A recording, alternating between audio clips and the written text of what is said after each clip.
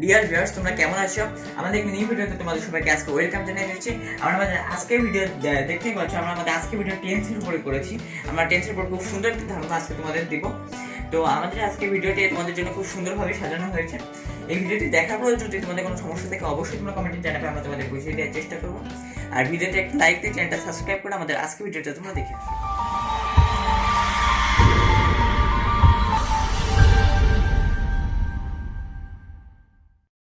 অর্থ কি এটা প্রথমে আমাদের জানতে হবে, যে টেন্স সম্পর্কে ধারণা লাভের প্রথম হচ্ছে টেন্সের যে অর্থটা আছে সেটা জানতে হবে। টেন্স অর্থ কি?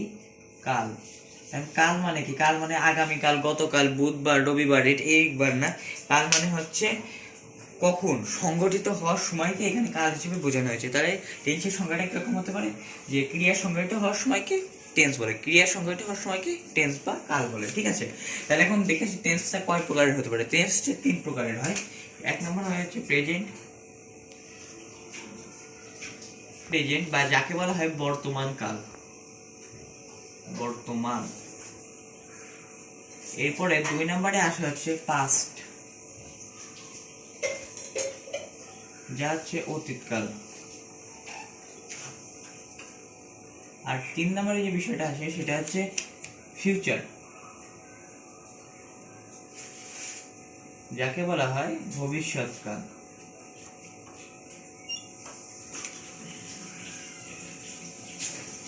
ভবিষ্যৎকাল এইটা তো গেল, যে আমরা তো মানে ভিত্তিতে বুঝতে পারলাম যে টেন্স 3 প্রকার। টেন্স হচ্ছে 3 প্রকার, আমরা এর মাধ্যমে জানতে পারলাম টেন্স 3 প্রকার। সেগুলো কি কি? প্রেজেন্ট টেন্স, পাস্ট টেন্স আর ফিউচার টেন্স। প্রেজেন্ট টেন্স বর্তমানকাল, অতীতকাল আর ভবিষ্যৎকাল। এখন বর্তমানকালটা কখন, কোন সেন্টেন্সে বর্তমানকাল দেখায়? আমরা যে বর্তমানকালে একটা উদাহরণ দেখি। সময় বর্তমানকালে যে উদাহরণ সেটা হতে পারে যে I eat rice. I eat rice এটা মানে কি?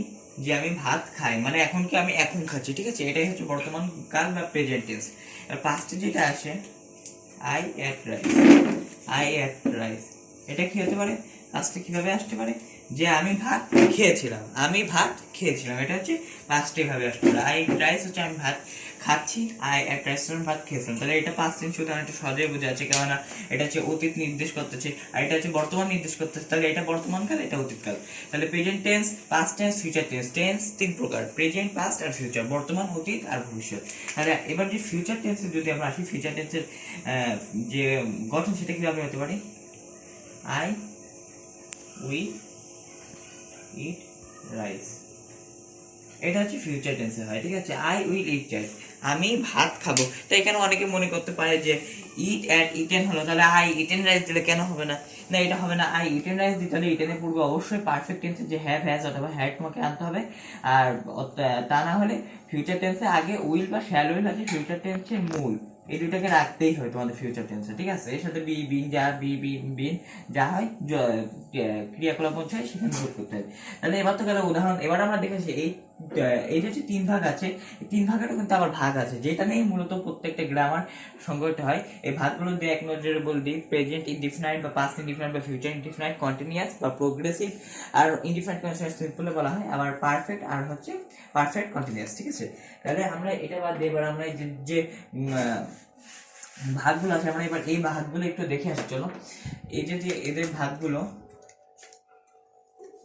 আমরা যদি এভাবে লিখি, এদের ভাগগুলো, তাহলে এখানে প্রথমে আসে প্রেজেন্ট, পি আর এ প্রেজেন্ট, পি তে পাস্ট। আচ্ছা, এখানে পি তে পাস্ট, পি তে প্রেজেন্ট, পি এ তে পাস্ট আর এফ এ ফিউচার, সিম্পল, সিম্পল বা ইনডিফিনাইট। ইনডিফিনাইটই বেশিরভাগ প্রচলিত, তবে এখন অনেকে সিম্পল বলে। Indefinite tense. তারপরে আসে এখানে দেখো, আমরা এখানে লিখেছি প্রেজেন্ট, পাস্ট অথবা ফিউচার। পি তে প্রেজেন্ট, পি তে পাস্ট আর এফ এ ফিউচার, সিম্পল অথবা ইনডিফিনাইট টেন্স। এবার হচ্ছে প্রেজেন্ট, পাস্ট অথবা ফিউচার প্রোগ্রেসিভ। প্রোগ্রেসিভ প্রশ্ন থাকলে তোমাদের মাথা অনেক সময় ঘুরায় যায় যে কি হবে। প্রোগ্রেসিভ মানে কন্টিনিউয়াস, এটা হচ্ছে আধুনিক ইংলিশে এখন প্রোগ্রেসিভ করতে ব্যবহৃত হয়। প্রোগ্রেসিভ অথবা কন্টিনিউয়াস টেন্স।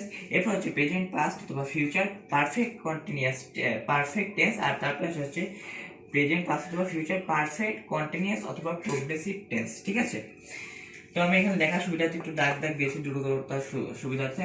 তা এই চারটা নিয়ে মূলত আমাদের গ্রামারটা গঠিত হয়। তাহলে এখন আমরা দেখে আসবো যে সিম্পল বা ইনডিফিনাইট, প্রোগ্রেসিভ বা কন্টিনিউয়াস, পারফেক্ট এবং পারফেক্ট কন্টিনিউয়াস বা প্রোগ্রেসিভের গঠন প্রণালীটা কি হতে পারে এবং কিভাবে এগুলোতে গ্রামার গঠিত হয়। তাহলে ভিডিওটি স্কিপ না করে সম্পূর্ণ দেখবে এবং ভিডিওতে পছন্দ হলে অবশ্যই লাইক দিবা। আমরা চলে এবার দেখে আসি কিভাবে এর রুলগুলো কি, এগুলো হচ্ছে কিভাবে সেন্টেন্স গঠন করা হয়। আমরা আজ দুটা নিয়ে জানবো এবং নেক্সট ভিডিওতে আমরা দুটা নিয়ে আলোচনা করবো এবং নেক্সট ভিডিওতে আমরা বাকি দুটা নিয়ে আলোচনা করবো। তাহলে চলো দেখে আসা যাক। তাহলে দেখো আমরা হচ্ছে প্রেজেন্ট ইনডিফিনাইট বা সিম্পল প্রেজেন্টের গঠন লিখে ফেলছি। এটা গঠন কি subject plus V1 plus object, ঠিক আছে। তো subject plus V1 plus object. এবার এটার যে উদাহরণ আছে সেটা দিয়েছি আই প্লে ফুটবল, আরেকটি দিচ্ছি I go there by train. তাহলে প্রেজেন্ট ইনডিফিনাইট বা সিম্পলের গঠনটা কি দেখতে পেলাম, subject plus V1 plus object. এখন দেখি যে সেন্টেন্সগুলোর সাথে এই রুলের কতটা বা আংশিক কতটা মিল আছে, ঠিক আছে। তাহলে সাবজেক্টের কথা যদি চিন্তা করি তাহলে সেন্টেন্সের শুরুতে যেটা থাকে বেশিরভাগ ক্ষেত্রে সেটাই সাবজেক্ট হিসেবে বিবেচিত, তবে সব ক্ষেত্রে কিন্তু নয়। এটা দেখো আই সাবজেক্ট, তাহলে এবার দেখো V1টা কি প্লে, আর হচ্ছে অবজেক্টটা কয়ে গেল ফুটবল। এখন এক্সটেনশন যদি দেয় অনেকে, সেক্ষেত্রে কিছু করার নেই, এক্সটেনশন থাকলেও থাকতে পারে। যেমন তারপর সেন্টেন্সটা দেখে এটাকে এক্সটেনশন হিসেবে বলা হয়।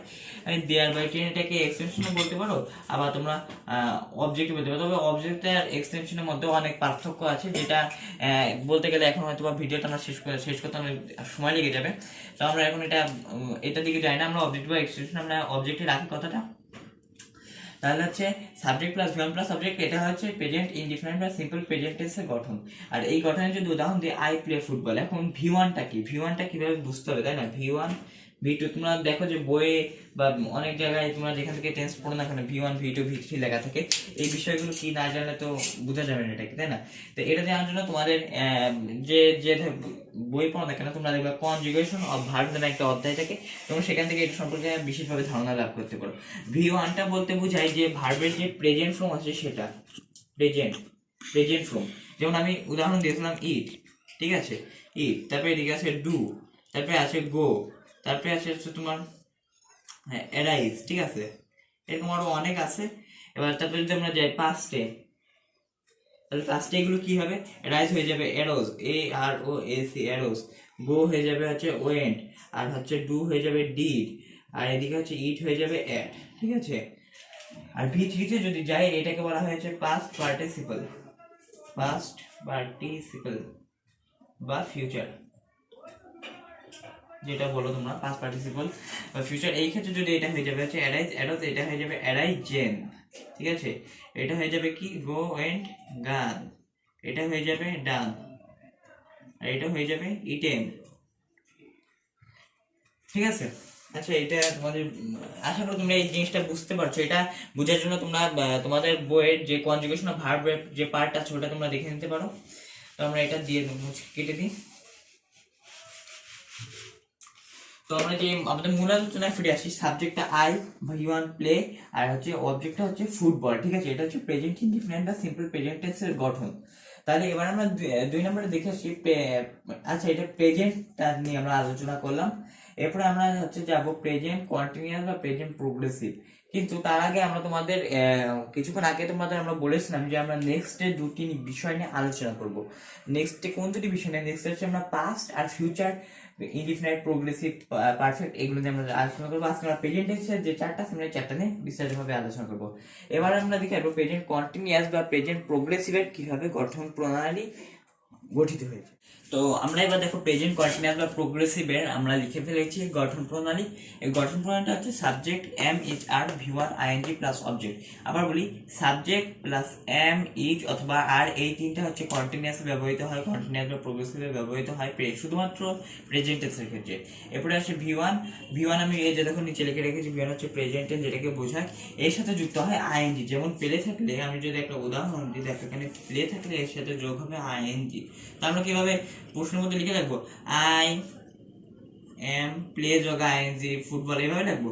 এভাবে না, আমরা প্লে সাথে একদম মিশিয়ে লিখবো, যেমন প্লেইং, এইভাবে playing football, I am playing football, এইভাবে, ঠিক আছে। ইট থাকলে ইটিং, ক্যাচ থাকলে ক্যাচিং, তারপর হচ্ছে যদি থাকে অ্যারাইজ থাকলে অ্যারাইজিং, যেটা থাকবে তার সাথে আমরা ING যোগ করে দেবো। মনে রাখতে হবে, এভাবে প্লে লিখে গ্যাপ দিয়ে আইএনজি দেওয়া যাবে না, একদম সাথে সাথে মিশা এভাবে আইএনজি দিতে হবে, ঠিক আছে, এটা হচ্ছে কারেক্ট। তো আই এম ইজ আর, তাহলে আমরা দেখি এবার এর সাথে এটা কি মিল আছে, এই রুলটা যে লিখছে এই রুলটার সাথে আসলেই কি এটা মিল আছে, সেন্টেন্সে মিল আছে। আমি কি লিখছি সেন্টেন্সটা, I am eating rice with fish and meat, মানে আমি ভাত খাচ্ছি মাছ এবং মাংসের সাথে। তাহলে আই এম, এবার দেখি আই মানে কি, সাবজেক্ট, আইটা হচ্ছে সাবজেক্ট, চলে এসেছে সাবজেক্ট, এম ইজ আর এটা হচ্ছে auxiliary verb, M is are কে বলা হয় অক্সিলারি ভার্ব। এরপরে ইটিং এটা হচ্ছে ভি ওয়ান প্লাস আইএনজি, ঠিক আছে, এটা হচ্ছে এই অংশ। এবার রাইস থেকে শুরু করে এই পর্যন্ত হচ্ছে অবজেক্ট, ঠিক আছে। তাহলে দেখো তো এর সাথে মিল আছে কি, সাবজেক্ট দিয়েছি, অক্সিলারি ভার্বও দিচ্ছি এবং ভার্বের সাথে আইএনজিও যোগ দিছি রাইস, আর তারপর হচ্ছে অবজেক্টও দিচ্ছি। এখন যদি অবজেক্টটা যদি না থাকতো, যদি এতখানি অংশ যদি না থাকতো যে এই rice with fish and meat, তাহলে কি এটা কন্টিনিউয়াস টেন্স হতো? এরকম তো প্রশ্ন হতে পারে, তাই না? হ্যাঁ, তাহলেও এটা কন্টিনিউয়াস টেন্স হতো। এম ইজ আর তারপরে ভার্বের সাথে আইএনজি যোগ থাকলেই সেটা কন্টিনিউয়াস টেন্স, ঠিক আছে। এবার আমরা 2 নম্বর সেন্টেন্সটা আসি, দেখি I am going there by bus, এটার সাথে কি মিল আছে, সাবজেক্ট আই দিচ্ছি, এই যে সাবজেক্ট আই, অক্সিলারি ভার্ব কি বললাম, এম ইজ আরটাকে বলা হয় auxiliary verb, A you x, একে সংক্ষেপে লেখা হয় এ ইউ এক্স ভার্ব, ঠিক আছে, অক্সিলারি ভার্ব। তারপর হচ্ছে গোয়িং, দেখো ভি ওয়ান প্লাস আইএনজি অংশ, এটা আইএনজি, এবার হচ্ছে দেয়ার বাই বাস, এটা কি অবজেক্ট। তাহলে তার মানে দেখা যাচ্ছে রুলটার সাথে এটা মিল আছে। তাহলে আমরা রুলটা আবার পড়ি, subject plus am is are plus V one plus ING plus object, আর এম ইজ আর কে বলা হয় অক্সিলারি ভার্ব। এটা হচ্ছে প্রেজেন্ট কন্টিনিউয়াস বা প্রেজেন্ট প্রোগ্রেসিভ। কি বললাম, আরেকটা নাম কি বললাম, progressive, P R O G R E double S I V E, progressive, এটা হচ্ছে নিউ নেম, ঠিক আছে। এখন হচ্ছে এটাই বেশিরভাগ ব্যবহৃত হয়। তাহলে এবার আমরা 3 নম্বরে চলে আসি, এটা হচ্ছে ছিল 2 নাম্বার, আমরা এবার 3 নম্বরে আসি হচ্ছে perfect tense, perfect tense, present perfect tense. চলো দেখে আসি। তাহলে দেখো আমরা লিখেছি যে প্রেজেন্ট পারফেক্ট টেন্স আমরা চলে এসেছি। প্রেজেন্ট পারফেক্ট টেন্স হচ্ছে 3 নম্বরে আসে, প্রেজেন্ট টেন্সের 3 নাম্বার গঠনটা, প্রেজেন্ট টেন্সের 3 নাম্বার গঠন, পারফেক্ট টেন্সের গঠনটা আসে এমন যে সাবজেক্ট প্লাস হ্যাভ অথবা সাবজেক্ট প্লাস হ্যাভ অথবা has plus VT plus object, ঠিক আছে। তাহলে সাবজেক্ট প্লাস, আমি একটু আগে বলেছিলাম যে ফিউচার টেন্স একটা উদাহরণ লিখেছিলাম, সম্ভবত লিখেছিলাম যে he will do the work, এটা হচ্ছে ফিউচার টেন্স, এবং বলছিলাম যে হি ডান দ্য ওয়ার্ক, এটা হচ্ছে ফিউচার টেন্স, এভাবে সরাসরি দেওয়া যাবে না। তার আগে হ্যাভ হ্যাজ অথবা হ্যাড যুক্ত করতে হবে। হ্যাডটা যেহেতু পাস্ট টেন্সে আছে আর হ্যাভ হ্যাজটা প্রেজেন্ট টেন্সে আছে, আমরা এটা প্রেজেন্ট পারফেক্টের ক্ষেত্রে লিখেছি। তো এবার দেখো, হ্যাভ হ্যাজের পর সর্বদাই যেখানে থাকুক না কেন, যে অবস্থায় থাকুক, হ্যাভের পর সর্বদাই ভিতরি হবে। আর যদি কোনো ভার্ব না থাকে তাহলে সেটা আলাদা কথা, সেক্ষেত্রে হ্যাভ বা হ্যাজই ভার্বের মূল ভার্ব, ভিতরি প্লাস অবজেক্ট। তাহলে এবার আমরা দেখে আসি এর সাথে এর উদাহরণে কতটা মিল আছে। সাবজেক্ট, ঠিক আছে, সাবজেক্টের সাথে মিল আছে, আই আছে সাবজেক্ট, হ্যাভ হ্যাজ, এখানে কি, এখানে এবার এবার প্রশ্ন আসতে পারে যে আমরা কেন এখানে হ্যাভ অথবা হ্যাজ দিলাম। এটাকে বলা হয় টু হ্যাভ ভার্ব, ঠিক আছে। এই হ্যাভ হ্যাজ হ্যাড এটাকে বলা হয় টু হ্যাভ ভার্ব, এটাকে এভাবে চিহ্নিত করা হয়। তো এবার হ্যাভটা কেন শুধু দেখে আসি, চলো। এই দিকে দেখে আমি লিখে রেখেছি person, person I we first person, you second person এবং হি অথবা সি লিখেছি থার্ড পারসন। তাহলে এই আমরা হচ্ছে এটাকে দুই ভাগে বিভক্ত করি, পৃথিবীতে ফার্স্ট পারসন দুইটা এবং সেকেন্ড পারসন হচ্ছে একটা, থার্ড পারসন অসংখ্য। Fan, chair, table, board, white board, marker যা দেখছেন কোনো সবই হচ্ছে তোমার থার্ড পারসন। তাহলে আমরা আসি যে আই উই আর ইউ এই তিনটা থাকলে হবে কি হ্যাভ, এটা হচ্ছে হ্যাভের জায়গা। আর যত থার্ড পারসন থাকবে সব ক্ষেত্রে হবে হ্যাজ, ঠিক আছে। তো এবার সেই ক্ষেত্রে সেই ভিত্তিতে আমরা এখানে দিয়েছি হ্যাভ আর এখানে দিয়েছি হ্যাজ, ঠিক আছে। তাহলে তোমরা আসলে তোমরা এর মধ্যে ক্লিয়ার হয়ে গেছো কোথায় হ্যাভ আর কোথায় হ্যাজ হবে। হ্যাভ ডান দা ওয়ার্ক, তাহলে এটাকে আমি কি বলছিলাম, টু হ্যাভ ভার্ব দ্বারা চিহ্নিত করা হয়, এটা হচ্ছে ভি3 আর এটা হচ্ছে অবজেক্ট বা এক্সটেনশন।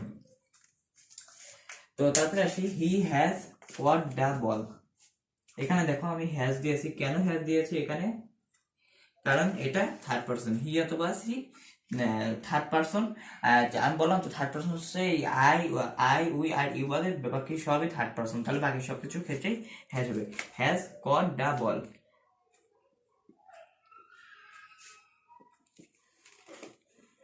তাহলে দেখো উভয় ক্ষেত্রে যে সাবজেক্ট হ্যাভ অথবা হ্যাজ, আর তারপর হচ্ছে ভি3, দুই ক্ষেত্রে দেখো এখানে ভি3 আছে, হ্যাভের পর হ্যাজের পর সর্বদা ভি3 থাকবে, তারপরে হচ্ছে অবজেক্ট বা এক্সটেনশন, দেখো তাহলে কিন্তু মিল আছে। তার মানে হয়ে গেল আমাদের প্রেজেন্ট পারফেক্ট টেন্স। এবার আমরা আসবো প্রেজেন্ট পারফেক্ট কন্টিনিউয়াস বা প্রেজেন্ট পারফেক্ট প্রোগ্রেসিভ টেন্স কিভাবে করতে হয়, চলো দেখি। তাহলে তোমরা আশা করি তোমরা বুঝতে পারছো যে আমরা যে পূর্ববর্তী তিনটা ভাবে আলোচনা করেছিলাম, present simple, present progressive, present perfect, আর এবার আমরা 4 নম্বরে চলে এসেছি, এটা হচ্ছে প্রেজেন্ট পারফেক্ট কন্টিনিউয়াস, ঠিক আছে, বা প্রেজেন্ট পারফেক্ট প্রোগ্রেসিভ টেন্স। তো এই টেন্সটা বেশি একটা গুরুত্বপূর্ণ না, কারণ এটা খুব কমই পড়তে দেখা যায় পরীক্ষাতে, বা এটা আমাদের কাজে খুব কমই লাগে, কিন্তু এই টেন্সটা আলাদা জোড়া বিশদ এবং এটা নিয়ে বোঝাতে অনেক সময় লাগে। আর এটা হচ্ছে তোমার মনে করো টেন্সের মধ্যে আমার মনে হয় এটা সবচেয়ে কঠিন টেন্স। এটা যে মিনিংটা আছে এটাও বিশেষ করে অনেক কঠিন। তো আমরা অত দিকে না যাই, আমরা হচ্ছে এটা যে গঠন আর এটা যেভাবে হলো আমরা সেই দিকটা একটু দেখে আসি। এই ক্ষেত্রে দেখো আমরা এখানে লিখে রেখেছি, এই ক্ষেত্রে আমরা দেখো এখানে লিখছি যে প্রেজেন্ট পারফেক্ট কন্টিনিউয়াস বা প্রেজেন্ট পারফেক্ট প্রোগ্রেসিভ, এই গঠনটা আমরা লিখছি সাবজেক্ট হ্যাভ অথবা has, being, V one, ING, object. দেখো এখানে কিন্তু ভি1 আসছে, অর্থাৎ আমি কিন্তু যেখানে আইএনজি যুক্ত যেখানে ভার্ব আছে প্রোগ্রেসিভে এসেছিল তার পূর্বে কিন্তু আমি ভি1 লিখছি এবং তারপরে প্লাস দ্য আইএনজি লিখেছি। আবার অনেক ক্ষেত্রে দেখা যায় ভার্বের সাথে আইএনজি যোগ থাকে বা ভি প্লাস আইএনজি দিয়ে থাকে, তো সেক্ষেত্রে মনে রাখবো ভি1 এর সাথে সবসময় আইএনজি যোগ হয়, অন্য কোনো ভার্বের সাথে হতে পারে না। তো আমরা এবার এটা মিলিয়ে দেখে আসি এর সাথে আসলে সামঞ্জস্যপূর্ণ হয় কিনা, কিংবা এটা ঠিক আছে কিনা। তো এটা দেখো আমি একটা উদাহরণ লিখেছি, I have been doing the work. এটা দেখো সাবজেক্ট আই হ্যাভ অথবা হ্যাজ এর মধ্যে আই আমি একটু আগে আলোচনা করেছিলাম, আই যেহেতু ফার্স্ট পারসন তাই এটা অবশ্যই এর সাথে হ্যাভ হবে। বিন ডুইং দ্য ওয়ার্ক, দেখো বিন দিয়েছি আমি, বিন এখানে হচ্ছে হ্যাভ কে বলেছিলাম টু হ্যাভ ভার্বের মধ্যে পড়ে, এটা হচ্ছে রুলগত, এটা প্রথাগত নিয়ম, আমি এটাকে বলে হয় প্রথাগত। বিং, বিং, বিং হচ্ছে বিং বি ই আইএনজি, এই বিংটা যোগ হয় যখন হচ্ছে আইএনজি যুক্ত কোনো ভার্ব থাকে। এটা তোমরা যখন ভয়েস চেঞ্জে যাবে তোমরা ভয়েস চেঞ্জে এগুলো বিশদভাবে ব্যাখ্যা দেখতে পাবে। বিং ডুইংটা হচ্ছে দেখো ভি1 প্লাস আইএনজি দিয়েছে, আর দ্য ওয়ার্ক এটা হচ্ছে অবজেক্ট। হ্যাঁ, তো প্রথম সেন্টেন্সটা আমরা দেখলাম হুবহু মিলে গেছে। এবার দেখি দ্বিতীয় সেন্টেন্সটা দেখো আমি হি লিখেছি, হিটা হচ্ছে থার্ড পারসন, আর থার্ড পারসনের সাথে সবসময় হ্যাজ হয়, তাই আমরা এখানে হ্যাজ দিয়েছি, টু হ্যাভ ভার্বের মধ্যে এটা পড়ে। তো তারপর হচ্ছে বিন, এটা হচ্ছে প্রথাগত নিয়ম, ইটিং, ভি1 প্লাস আইএনজি দিয়েছি, হি স্মেল, এটা হচ্ছে অবজেক্ট। তার মানে দেখা যাচ্ছে যে আমি যে দুটো উদাহরণ দিচ্ছি এই দুটো উদাহরণ একদম যে আমি যেভাবে রুল লিখেছি এই রুলের সাথে মিলে গেছে। তা অর্থাৎ প্রেজেন্ট পারফেক্ট কন্টিনিউয়াস আশা করি তোমরা বুঝতে পারছো। এই রুলটা যদি আমরা আরেকবার দেখেছি, সাবজেক্ট হ্যাভ অথবা হ্যাজ প্লাস বিন প্লাস ভি1 plus ING plus object, subject have অথবা হ্যাজ বিন প্লাস ভি1 প্লাস আইএনজি প্লাস অবজেক্ট, ঠিক আছে। এটা হচ্ছে প্রেজেন্ট পারফেক্ট কন্টিনিউয়াস বা প্রেজেন্ট পারফেক্ট প্রোগ্রেসিভ টেন্সের গঠন প্রণালী। আর এর সাথে তোমার ভি1 এর সাথে সবসময় আইএনজি যোগ হয়, এটা আমি বলছিলাম, এটা তোমরা মনে রাখবে। তো আশা করি তোমরা ব্যাপারটা বুঝতে পারছো। কোনো কিছু বুঝতে যদি অসুবিধা হয় অবশ্যই তোমরা কমেন্ট বক্সে জানাবে, আমরা তোমাদের সমস্যার সমাধানের চেষ্টা করবো। তার মধ্যে আজকে ভিডিওটা এই পর্যন্ত ছিল, এতক্ষণ ভিডিও দেখার জন্য সবাইকে অনেক অসংখ্য ধন্যবাদ, সবাইকে আল্লাহ হাফেজ।